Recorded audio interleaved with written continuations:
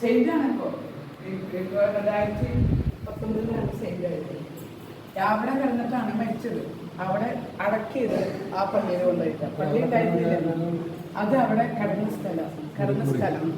കിടന്ന് മരിച്ച സ്ഥലവും അടക്കിയിട്ടില്ല. അടക്കിയത് അവിടെ പള്ളിയിൽ പുറത്തു കൊണ്ടായി അടയ്ക്കുക. അന്ന് പള്ളിയൊന്നും കാര്യമായിട്ടുണ്ടായില്ല. അന്ന് 1876 26 മരിക്കുന്നത്. അപ്പോൾ 100 കൊല്ലം ആയിട്ടില്ല. 26 100 കൊല്ലം, ഇപ്പം 25 വർഷം കൂടി 100 കൊല്ലം.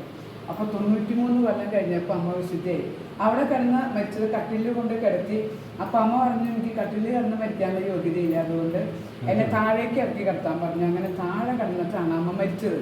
1926 ജൂൺ 8-ന് മരിച്ച് 8 മണിക്കാണ് മരിക്കുന്നത്. അപ്പോൾ അവിടെ ഒരു ചെറിയൊരു കപ്പയുടെ പുറത്തൊരു സ്ഥലം ഉണ്ടായിരുന്നു. അവിടെ ഒരു മണി ഉണ്ടായിരുന്നു. ആ മണി തന്നെ അങ്ങായിരുന്നു. അത് കഴിഞ്ഞ് പിറ്റേ ദിവസമാണ് കൊണ്ടുപോയി അടക്കുന്നത്.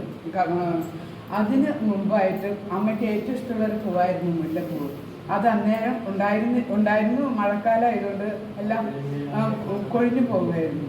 അപ്പോൾ പിറ്റേ ദിവസം നോക്കിയപ്പോൾ ആ മുല്ല മുഴുവൻ പൂത്തുന്നത്. സിസ്റ്റേഴ്സൊക്കെ ഭയങ്കര അതിശയായി. മുല്ല മറച്ച് പൂവ് എന്താ.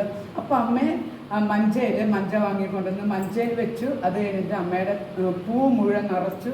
അത് കഴിഞ്ഞ് തലയിലൊരു കിരീടം ഉണ്ടാക്കി വെച്ചു, മുല്ലപ്പൂവിൻ്റെ കിരീടം. അതിനകത്ത് അമ്മയെ കൊണ്ട് അടക്കി. അത് കഴിഞ്ഞിട്ട് പിന്നെ 51 വർഷം കഴിഞ്ഞിട്ടാണ് ഇത് തുറക്കുന്നത്. ഇത് വിശുദ്ധിയാണെന്ന് എല്ലാവർക്കും അറിയായിരുന്നു. അമ്മ വിശുദ്ധിയാണ്. അപ്പോൾ തുറന്ന് അതിനൊരു കാര്യങ്ങളൊക്കെ ചെയ്യാൻ വേണ്ടിയിട്ട് തുറന്നു.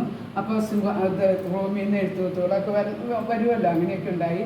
അപ്പോൾ ഇവിടുത്തെ 3 പിതാക്കന്മാർ, ഇരിങ്ങാലക്കുട, തൃശ്ശൂർ, പാലക്കാട് 3 പിതാക്കന്മാർ വന്നു. ഇവിടുത്തെ അച്ഛന്മാർ, പിന്നെ വലിയ ഇവിടുത്തെ പാരിഷണേഴ്സ്, അങ്ങനെ കുറച്ച് ആൾക്കാർ, പിന്നെ 2 ഡോക്ടേഴ്സ്. ഇവരെല്ലാവരും കൂടിയാണ് സത്യപ്രതിജ്ഞ ചെയ്ത് അവിടെ വെച്ചാണ് തുറക്കുന്നത്. അവിടെയാണല്ലോ അടക്കിയേക്കുന്നത്. ഇവിടെ തുറന്നില്ല. ഇതൊക്കെ സ്ലാബാണ്, 2 സ്ലാബാണ്. അപ്പോൾ അവിടെ വെച്ച് തുറന്നപ്പോൾ ഈ കിരീടം വെച്ചതിൽ ഒരു പൂവും ഒരു മുട്ടും പിന്നെ ഇലയും, ഒരു ഇലയും, 3 സാധനം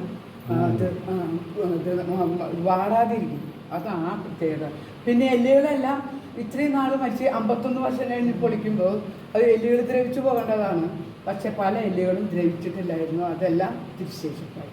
അങ്ങനെ എല്ലാ സാധനവും കൂട്ടിയൊരു ചെമ്പ് പാത്രത്തിൽ പെട്ടിക്കകത്താക്കി അവിടെ തന്നെ. ആ കുഴി നിങ്ങൾ കണ്ടതാണല്ലോ. 2 പേരുണ്ട് അവിടെ. ഒന്ന് ആധ്യാത്മിക പിതാവാണ്. അദ്ദേഹത്തിൻ്റെ പേര് ഫാദർ ജോസഫ് വിധേയത്തിൽ. ആള് ധന്യനായി. ഇനി 2 പ്രോസസ്സും കൂടിയുണ്ട്. വാഴ്ത്തപ്പെട്ടവനാകണം, പിന്നെ അത് കഴിഞ്ഞിട്ടാണ് വിശുദ്ധനാകുന്നത്.